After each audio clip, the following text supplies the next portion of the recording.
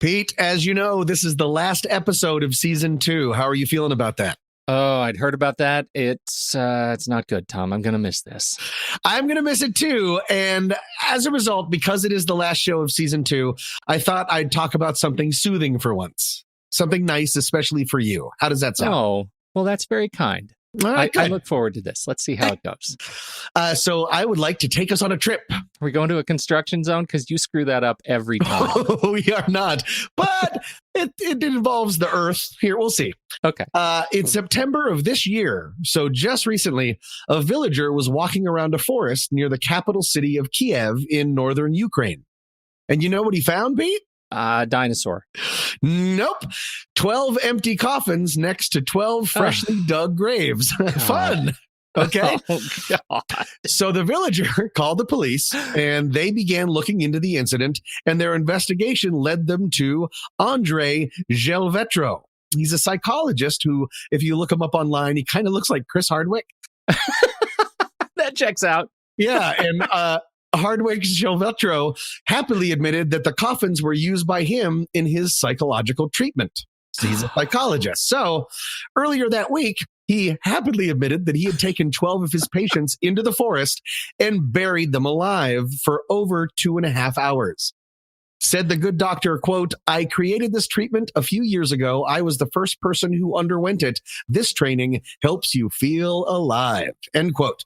There's a video online of the procedure where a guy who actually weirdly looks like Ryan Seacrest is buried. He's, I guess, standing in as one of the good doctor's patients. A pipe can be seen sticking out of the coffin so the patient can breathe during the hours and hours of therapy. One of the patients, who was reportedly buried alive, said, quote, "When I got out of the coffin, I felt as if I had become a new person.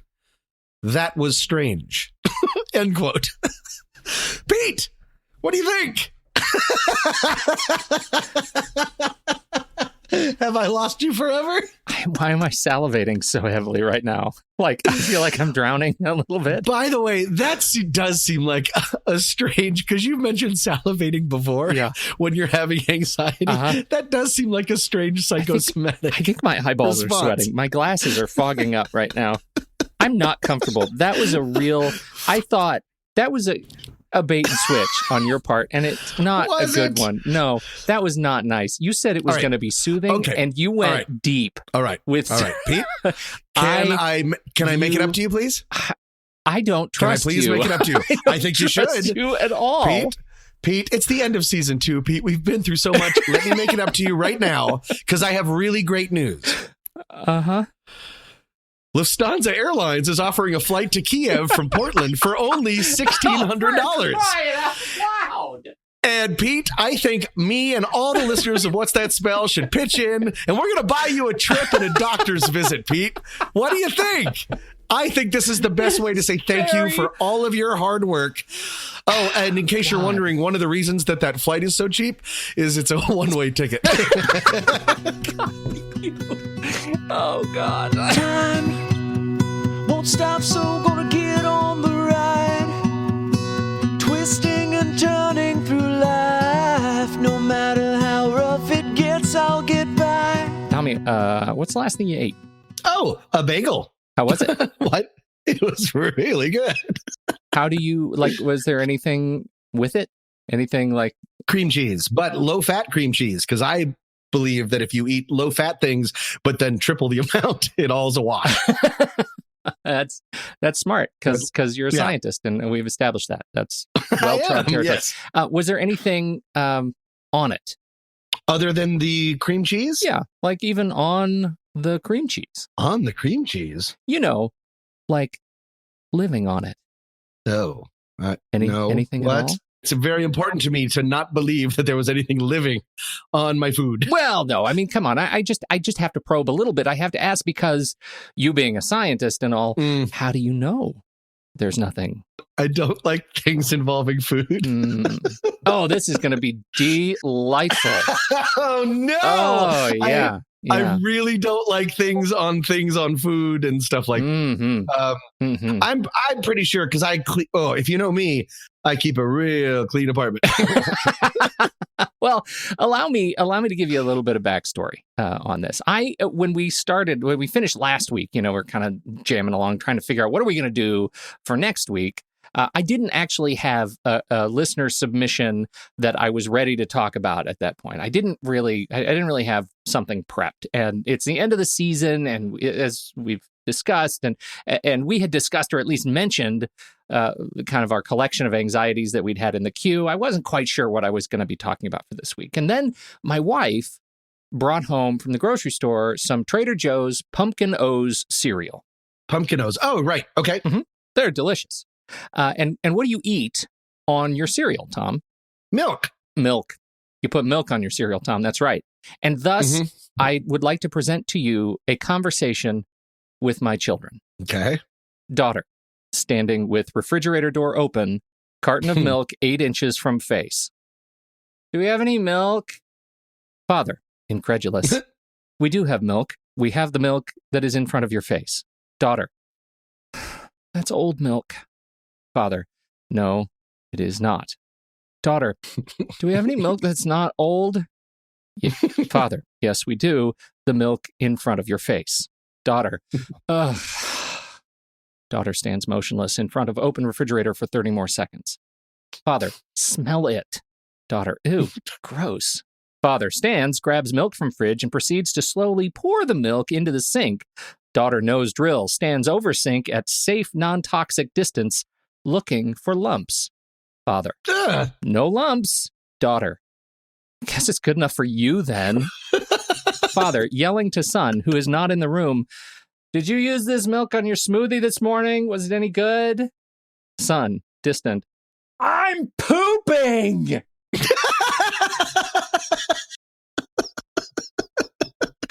That is like the worst episode of Family Circus I've ever. She asked me to absolutely talk about this on the show, and I told her to get this talked about on the show, she would have to actually write in, and of course she doesn't. She doesn't email me. Oh, and so I went on about my week, but I gotta tell you, I could not let it go, and so I jumped into one of my favorite Discord servers that I love very much, and I posed the question: does anybody have any anxiety around food and food spoilage that they would like to share? Man, so much. Oh wow. Okay, great. This is good and bad for me. No, it's not. Because I definitely have this. Yeah, it's not. It's also not bad good. It's mostly all the bad. It's mostly all the bad. But here's the thing that I found so interesting is that at a very high level, there is a lot of anxiety around food and food spoilage. And most of it at a very high level, it's anxiety that is, it's irrational. It's not true, right? So the things that people generally are anxious about, they're not things that you necessarily have to be anxious about. What I discovered is there are things that most people aren't anxious about that they really should be. And oh no! Are you doing another episode of Give Everyone More Anxiety? It's certainly maybe what happened to me. Okay. So I've got a couple of things. So these are some of the assorted comments that I got from folks who wrote back to me after this question, and there were a lot. Quote, I fight every single day not to throw out vegetables that aren't magazine picture perfect. The main reason I eat anymore is to make sure food in my house doesn't rot. Right? There's an interesting variety of eating disorder that emerges out of this. Wow. Quote, the main reason I don't eat anymore is that everything in my fridge is eventually going to kill me. If it's soft, mushy, or stinky, I have to move on. Which I actually think is a pretty good rule of thumb, as we'll talk about. Soft, mushy, and stinky. That was the other possible name for our podcast. SMS. We're getting shirts. I got serious food poisoning as a kid, and now I pretty much only eat prepared foods, packaged foods, well-done meats, nothing that could obviously go bad. I'm sure most of what I hear about food spoilage is myth, but for some reason it's stuck. Now I'm pretty annoying in the kitchen. I like that one the best. It's the most self-aware. If I feel even the slightest bit sick within a day of eating something I didn't prepare myself, I'm sure it's food poisoning. I get nauseated. I have to lie down. This can put me in bed for a day. Oof. Right? From there, I was directed to this wonderful essay that I'll put in the show notes by Jennifer Billick Advice, who suffers from the same. And I want to read a passage here from Jennifer. I have an official diagnosis, control-based anxiety and borderline OCD specific to food quality. And I'm now working on how to navigate this. I have since learned that OCD tendencies can be inherited through genetics, which my own therapist says is likely the case with me, compounded by a few bad experiences that interacted with my anxiety about being unable to control when exactly food will spoil. We're working on retraining my brain to be concerned at a rational level rather than assuming anything and everything is spoiled and will turn my life into the bathroom scene from Bridesmaids, which I adore. Yeah. So there we go. So let's talk then about you, Tom, because I don't know why I didn't expect this, but for some reason I didn't expect you to have quite such a visceral reaction. Although after your cold open, I feel like that's karma.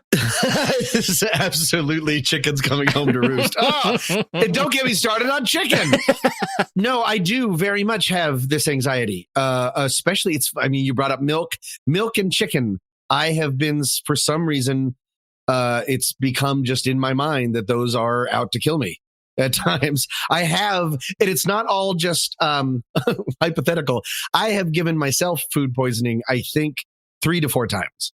And that's part of the problem of food poisoning. Not severe, go to the hospital food poisoning, but just like even the basic food poisoning, I think I'm going to die. Like it's the worst experience, one of the worst experiences that I've ever gone through. And so I think that's where a lot of my fear comes from. That's interesting. But you've never, when you've given yourself food poisoning, you haven't been hospitalized from it, right? Correct. Okay. No. So that's the point. That's the irrational part. Well, that's the irrational part. But also I would like to posit, I don't need the hospital because the hospital, they can give me things. Just being at home for a day or a night with food poisoning is the worst experience. And so I don't think that that's that irrational. To a certain extent. Yeah, well, I'm just wondering why you have decided that you need to punish yourself when you're ill. If the hospital is a thing that could give you something to make you feel better, why do you elect to stay home and suffer? I'm a real pioneer. No, I guess it's just, because I know that it's food poisoning. Yeah. And so it's just something that you ride out. Is that dumb? Do people go to the hospital for food poisoning? Sure they do. I didn't even know that was... Yeah. Oh. Sure. Oh, well, now I want to give myself food poisoning. Just to test it out? Just take it for a ride? That's good. That's good. Well, let's talk about what it is for real. This is cibophobia. Cibophobia is food aversion. It's an anxiety around food, like you avoid certain foods. And it can also be swallowing. Like a concern about swallowing. This is kind of it's putting it a little bit lightweight for people who have a specific phobia around food freshness and spoilage. So we'll talk about this as kind of the light end of it, where people can just say, no, I don't eat things. I only eat foods that are white, for example, right? You have a certain category of foods that you know are safe in your heart of hearts. And so you avoid things like mushrooms and cheeses and pickles and eggs and mayonnaise and milk and broccoli. Like you avoid the things that you've heard stories about or that you maybe have gotten sick with in the past. And so you avoid those. And that starts taking a bit of a dangerous turn when, you find yourself susceptible, sort of empathetic toward stories in popular media that you hear on the news about the E. coli outbreaks and these things that have a particular hold on your own psyche. That's the kind of thing that you can internalize more quickly than other people if you are struggling with this fear of food. Oh, I just thought of another one that I have that's not necessarily based on a real thing. I've never eaten what would you call it? Dairy-based, like potato salad at a picnic. Really? Whenever there's something that there's a potato salad or like macaroni where it has a bunch of cream and stuff in it, if it's sitting in the sun, for me, that means it's gone bad. That, you know what? You are not alone. And that is absolutely the number of stories of people who are talking about how if I came in the room and I didn't take it out of the refrigerator and put it on the counter, but it was sitting on the counter, it is of questionable health, and I will not eat it. It must be. And then spoiled. add the sun to it. Yeah. Come on. Awful. Of course. So let's talk about this food. Let's talk about the specific food waste that people are tossing because they're anxious about. And that is, it's all rooted in best before dates. You know what I'm saying? Right. That's the thing. Yes. Best before, best used by. Yeah. There doesn't seem to be a real like consensus on the best way to do it. Well, and there's a lot of confusion around this, right? It's sell by dates, use by dates. Nobody knows the difference. Nobody really cares. They see a date and they think, well, I'm just going to eat it by this time. And if not, they'll throw it away. And so we have so much food waste. And a lot of it comes from a manufactured anxiety. Manufactured by food manufacturers that have these sell by dates that generally you don't need to worry about. So, is it like planned obsolescence? A little bit. I think a little bit of that. There's some that is around general health and safety concerns, but most of it is we need to get better at trusting our eyes and our nose. Here you go. I'm going to give you a couple that you're going to be able to start to use right away. How about eggs? Do you ever get anxious about cooking eggs? How do you know if an egg is fresh? I do. Yes, I do. Do you know how to check the freshness of an egg? Until now, I only go by the date. Tell me. I'm going to give you something else. I'm going to give you something else to do. You place it in a bowl of cold water. If it is a fresh egg, the egg will lie horizontally at the bottom of the bowl. If it's stale, it will float vertically. What do you think about that? Wow. Yeah. Think about that. Did you make that up? I did not make that up. In fact, a lot of this comes from... You did? I did not. This comes from Jamie Oliver, who is a renowned British chef, and he is a huge proponent of an activist around food waste. He really wants people to stop wasting food, and so he has some fantastic resources around this. How about yogurt and milk? This is the one, obviously, that started my conversation. Milk is big for me. Yeah. Because the problem with milk, and it's such a cliche, but it always kind of smells like it might be bad. Milk if you just open up milk, it just smells funny. So I can never tell. Milk is funny. It's, you buy pasteurized milk. I mean, milk, it's got an unreasonably long shelf life, right? Milk always surprises me that it lasts as long as it does. And what Oliver says here is if it smells or tastes okay, then it's okay, right? As soon as it's gross, then it's gross and you stop drinking it or eating it, then it's not good for you anymore. But if it smells and tastes okay, then it's okay. You can also make yogurt out of or put it in a smoothie. All of that can kind of, if it's just slightly off, sometimes that kind of bitter taste is good when you put it in something else, right? It's great in pancakes. It's great in, so you can continue to use it and not just drink it as soon as it's not good, straight to the palate. The one thing I would say, another a fantastic resource that I use is the Sawbones podcast, which I adore. Yes, I've listened to one episode of that. It is a fantastic. You should listen to more of them. They actually do an episode around raw milk, and that's kind of a thing. People who get unpasteurized straight from the dairy milk, and it's generally good milk. I mean, it's good, healthy milk. It's good for you. But humanity invented pasteurization for a reason, and it turns out when raw milk is bad, it's really, really bad. And so you may have great luck with it until you don't. And that's the thing. Yeah. That's what I would be worried about, is that I don't want to roll the dice at all. Exactly. And so if you don't get, especially if you have any anxiety around milk or chicken, don't roll those dice. And in this case, just buy your pasteurized milk. You can use it as long as you need to use it until it starts to smell funky, and then put it in a smoothie or in your pancakes. It's great. What about cheeses? Yeah, if I see any kind of color that's not supposed to be on a cheese, I will, of course, not eat it, because that's insane, right? Well, it turns out it may be insane, but only on the hard cheeses. If it's a soft cheese and you see visible mold on the cheese, toss that. You don't want to do that. But if it's a hard cheese, cut that mold right off. If you see the mold and you can excise the mold from the cheese, cut it off and eat it. You can, if you don't trust it, you can cook it, right? Put it in a nice, put it on a pizza or something like that. There's absolutely things you can do with cheese, and we throw away a lot of cheese because people are overly aggressively anxious about when cheese actually goes bad. If you treat it like the gross part of a banana, I don't throw away a banana because it has like this weird brown mushy spot. I just cut that part out. Well, and that's where a lot of the anxiety comes from. Like when people have anxiety about fruit, and vegetables, if there is a brown gross part, they'll throw the whole thing away. That's where a lot of this anxiety that I'm sort of reading about comes from. And it turns out you don't have to be quite so aggressive, that you can, in fact, use those things. Cut off the banana part, cut off the apple part. The way the mold works generally, it's not the bacteria is in there and it's racing you to eat the food, but what it hasn't actually but it's really discolored, just what you're seeing. Yeah, is what you're seeing. So you can, more often than not, you can trust your eyes.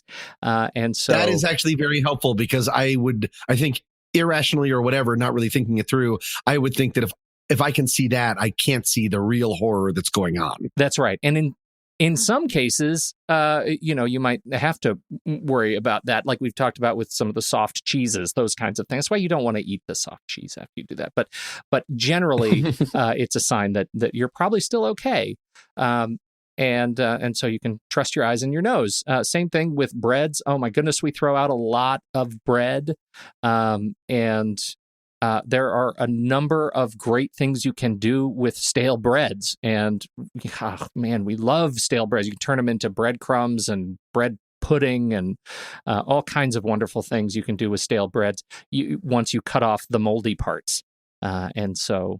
Can I share a tip that almost probably everyone knows, but I just learned in the last year and a half? Mm-hmm. I keep my bread in the refrigerator, and it's great. It lasts forever, and it still tastes like bread. It's not dried out or weird as long as you keep it in a bag.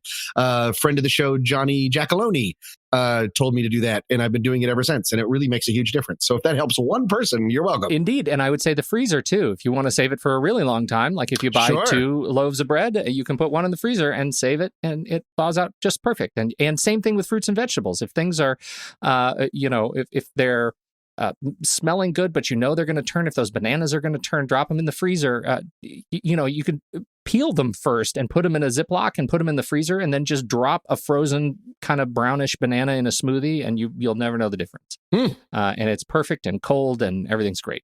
So a lot of this is hard. And I know that, if you're really living with this kind of anxiety around food, that what you're saying is, that's all, those are great life hacks, Pete. And I totally get that, especially because the shame and judgment that you are likely, like your inner voice is shouting is, eat the food, you jerk, because of, the kids who are broke and hungry, and, your privilege is getting in the way of your anxiety. You know what I mean? Like those, what's your problem, you nonsense hustler? Like just eat the food. And nonsense hustler. Sometimes words come out and they make things that you want to put on a hat. Tommy, I can't help it. But what you have to remember, and this is an important angle. It is the anxiety. It is the, in some cases, the control-based OCD, like the borderline OCD. It is all of these things that are making you feel like garbage, right? It's not the food. The food is a symptom. Right. You are feeling like garbage because of the mental compromise, the emotional compromise that you're struggling with. And that is a really important distinction with this condition, with all of these anxiety conditions. And I think it's one that we could use more of a mantra. Like, my mental illness is causing me to feel this way in this case. My anxiety is causing me to feel this way in this case. It's not the food. The food is going to be fine. I can choose to eat it or not. But, how my anxiety is something that I have to deal with. Be kinder to yourself. Yes. Always. That's at the end of everything that Pete and I always say. When in doubt, just be nicer to yourself. Right. And also, smell the milk. Home moves with me where I roam. It's in every dream I make my own. I'm never alone. So, Pete, for my anxiety this week, I would like to take you on another trip. We're so international, Pete. Yeah, let's do it. We've had such success with these little mind trips so far. This one, I promise, is not a trick like the last one. This one's just about me. But many, many, many years ago, I was very lucky to take a trip to Venice, Italy. With my parents. We were staying outside of Venice proper in the nearby town of Mestra and would take a rail into the city. For those that don't know, Venice can be seen as two different parts split up by water, which kind of winds in kind of a backwards S. And almost all of the tourist stuff exists on the southern part of the S, and the locals largely live on the northern side. And this is going to be important in a second. Like any American idiot, I wanted to see where the locals live. And as such, I made an agreement with my parents on the very last day of our trip that they would ride the rail home to Mestra at around 6 p.m. And I would meet them back at the hotel around 8 p.m. after some fun exploring in the northern part. So this is just a recipe for disaster. I can already tell. This is a complete train. This is the story that horror movies are made of. You're going to end up buried in the woods by the mob. It's so sad because I was being so positive in the way that I was saying it, and everyone is like, "Don't do it, Mom. You're an idiot." Totally seen this movie. So, goodbye, Mom and Dad. And like a real big boy, I jumped on a vaporetto, like which is what they call Paddington Bear now. What? I jumped on a vaporetto. That's important for later. It's what they call the public water ferry. And I crossed over the backwards S into the real Venice. And Pete, for the first hour and a half, it was magical.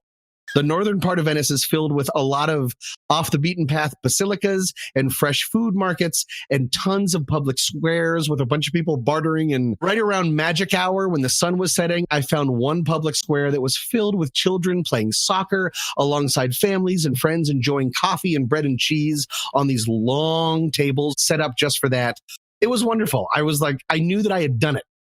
I went on a travel adventure on my own, found something wonderful that not all tourists would get to be a part of. I did it, Pete. And then suddenly, when does this turn into the third class ticket on the Titanic? Well, then it got dark. And Pete, it got grim. Everyone started to, as you do when you're a local and you have a life to live, everyone started to pack up to go to their houses. I looked at my watch and realized that I needed to hustle back to the station to catch a train back. So I started retracing my steps. And none of the retracing went well. Venice, especially the northern part, isn't built on any type of a grid, and the streets and alleyways are incredibly winding, and the lack of clear lines matched with, for me, the indecipherable street names made me realize very quickly I might be in serious trouble. And as I didn't realize until I was there, the map we were given by the cruise line that was a part of this entire trip, it really backed up this idea because the northern side of the map over the backward S, it kind of faded out into nothing as if there was nothing we're seeing there.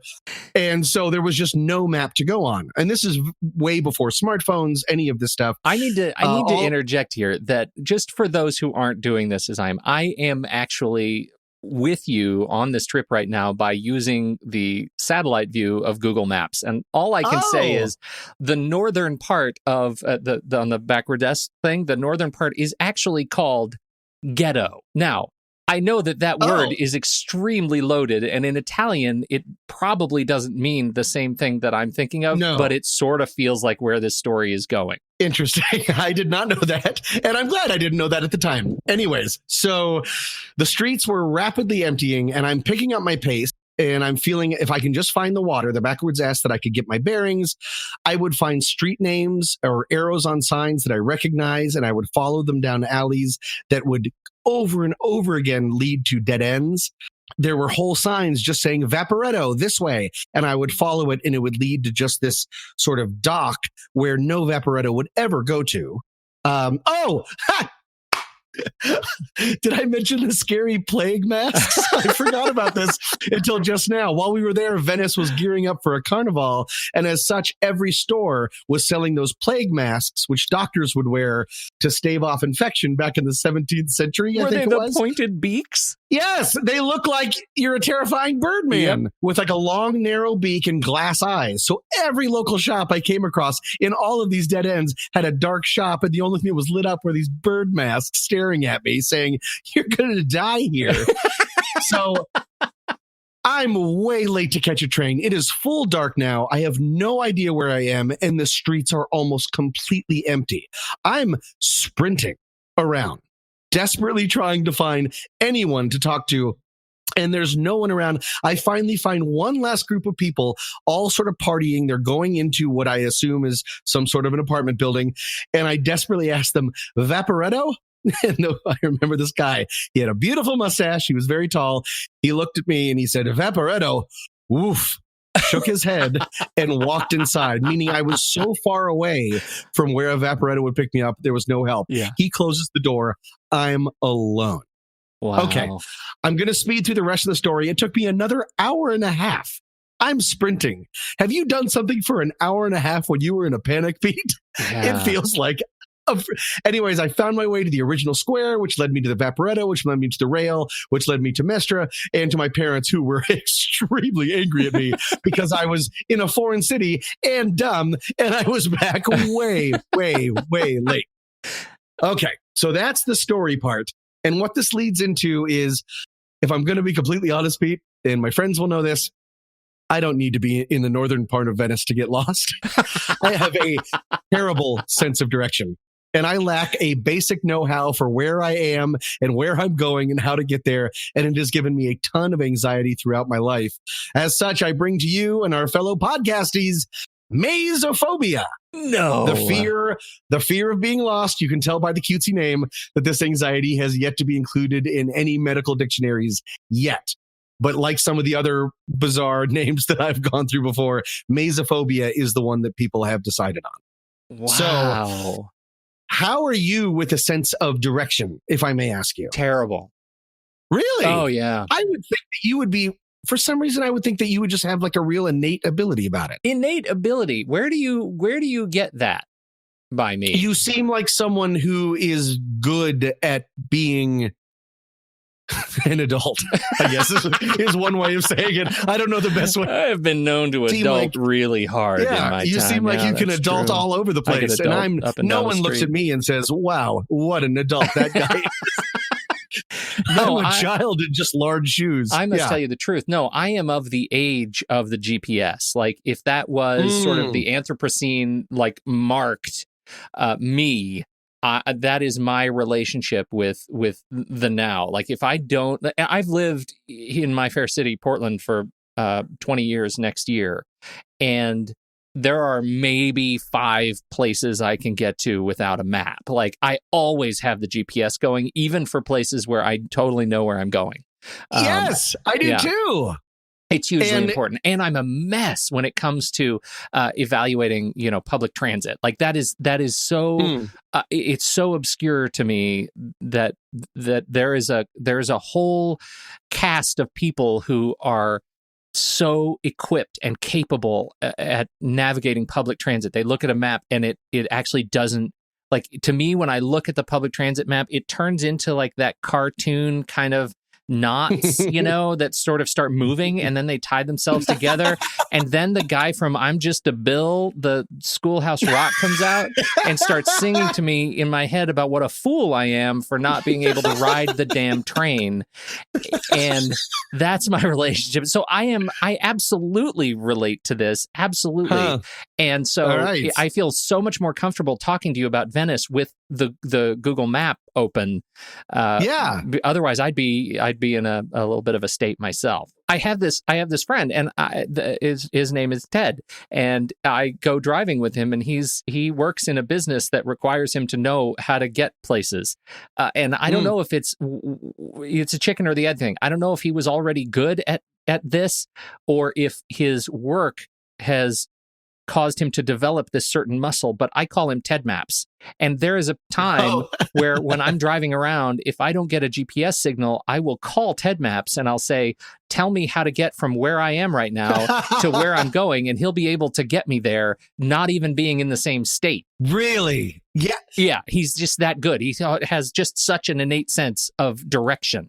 That really leads in perfectly. Thank you very much. That leads in perfectly to, I wanted to talk about the basic science. I did some research, Pete, as I do. And I did some basic research into how the brain, how certain people just have a really good sense of direction or knowing where they're going. So the beeps and boops in our brain that are in charge of navigation are the same ones that maintain memory. The hippocampus and the nearby interhinal cortex. Oh, the entorhinal cortex. And throughout the brain, there are head direction cells that activate only when our heads are facing a certain direction. What? That helps our minds develop a rudimentary compass. This is true. I read it. Wow. And also in the hippocampus, they're called place cells, PLACE. Place cells fire off electrical impulses whenever we enter a familiar location. So wait, now how do I know which way I should point to get those to turn on? Sounds like something I could use. It sounds like something, and we're going to get to the end of this, that we might not have very well. Not everyone has such a well-developed version of this. But in people that are very well, each bundle of active cells corresponding uniquely to an individual place, they fire off. So as soon as you're there, this certain amount of cells just for that place are like, yep, I'm here, and therefore I know what's around me. Lastly, and more recently, scientists have found evidence of so-called grid cells, also in the entorhinal cortex, that fire in a repeatable pattern in relation to where we are in the location. So this is your brain just has these cells, place cells, grid cells, that are sort of making a virtual map in your head. Sometimes it's based on environment, location. Sometimes it's spatial. Of I'm 50 yards away from here and then 50 yards away from there. But all of those work together to make everything work. And it's not the same in everyone. Wow. I'm so disappointed because I now know that I am one of those people that doesn't have what you're talking about. And I'm very sad. Real quick, I know you're feeling bad about it, but I found a blog that had 5 tips to overcome being afraid of getting lost. And I'd love to share them with you if I could real quick. Oh, that sounds hot. Yeah. Number 1, acknowledge and feel the fear. Number 2, notice the location of the fear in your body. Number 3, place your hands over the place where the fear is located. Number 4, inhale deeply into that place, breathing in faith and exhaling fear. Number 5, buy a GPS. I'm not making that up. That was the list that was on this blog. You know what you don't need? 1 through 4. So you did bring up GPS. And of course, my phone has alleviated a ton of my anxiety. But like you, I'm using Waze and Google Maps constantly. Part of it is because I live in Los Angeles and traffic changes so much. It behooves you to know what's going on all the time. But I had a real feeling that I'm making it worse for myself in the long run by just relying on a device. If I lose coverage, it puts me in a panic. I don't have a TED Maps. And if an EMP goes off, and you know it will, I'm going to be in real trouble. And I did some research, and I'm right. Oh, gross. A 2010 study by McGill University researchers found that older adults who reported regularly using GPS to navigate had less activity and less gray matter in their hippocampus compared to those who didn't. We're hurting our brains, Pete. It's a shame. They also performed slightly worse on a cognition test. As a corollary, a 2008 study found the hippocampuses, this is great, of London taxi drivers were on average much larger than those in the general population. Wow. Because they back in 2008, they were going out and finding their way through these roads and working out that muscle. And it really is kind of like a muscle. Because I found there's a bunch of tips and they're all kind of as dumb as the 5 that I read before. But I did find one which goes into, it actually kind of really correlates with your TED Maps situation, which is S. Asuyam Azizi, PhD, who chairs the Department of Neurology at Temple University School of Medicine. He says you can train your brain. He says that the best way to improve your spatial memory is to engage in activities that specifically involve both objects and coordinates, meaning you can practice combining these 2 skills by looking at a landmark and then locating it on a map. Oh. So you're involving environmental and spatial at the same time. So if you're able to see there's that gas station that I always know if you're then able to look at a map, you will help your grid and place cells create what is missing, what you and I are horribly missing in our brains. It seems like a weird thing to kind of practice, but he says, and again, PhD, School of Medicine, his first name is just S period. That sounds smart. He says that if you really do spend some time with this, you will just basically recreate your brain to help you in that kind of situation. So I thought that might help. Well, we need to do this immediately. Yeah. Because I was already searching for how can I get a new hippocampus? Were you? Like, is there a way I could just get a new one? And it sounds like there aren't. There isn't much of a market for that. And no. While I was talking, it's funny that you were doing something else, because I was actually creating a map of Kiev because, Pete, we're going to bury you alive. There's no way around it. Happy season 2.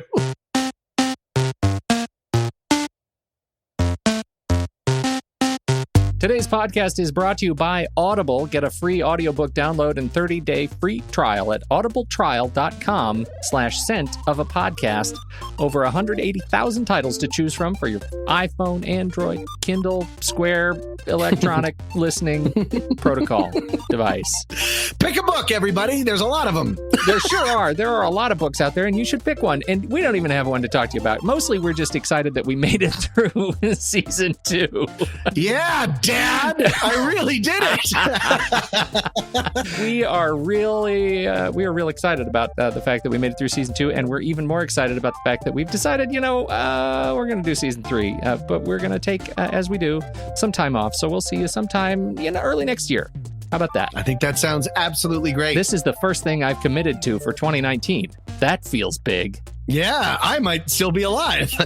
Oh, dark. We'll see. Oh, was it? Anyways, thank you guys, everyone, so much for listening and your support while we are gone. Of course, now is the time, as we say each week, but we really mean it. If you can share it with a friend, they can now binge season 1 and season 2 like real creeps, and they'll be all caught up with all of our anxiety. And we have some big new plans coming up for next season. Like what, Pete? Why would you do that to me? That's the meanest thing you've done on this show yet. And with the change we made this season of inviting listener submissions, we're still going to be doing that, but we've got some other new things to keep this as fresh as possible in the can. So please make sure to keep us subscribed, and we miss you already. Don't forget, while we're down, you can still email us at somethingstinky@whatsthatsmell.net. Whatsthatsmell.net. Something stinky at whatsthatsmell.net. And what's delightful about that, every time you send an email, it makes a little fart sound in Tommy's phone. Oh, my God. Oh, this is the perfect time for a season break, because you're the worst. Thank you, everybody, so much. There's nothing coming up next week, but there will be a lot coming up in the future. This week's tune has been Something New by Bam Tone. Ooh. Thank you all so much for listening. I'm Tommy Mess III. And I'm Pete Wright, and we'll be back next season on What's That Smell? I know that every day will always bring me something new.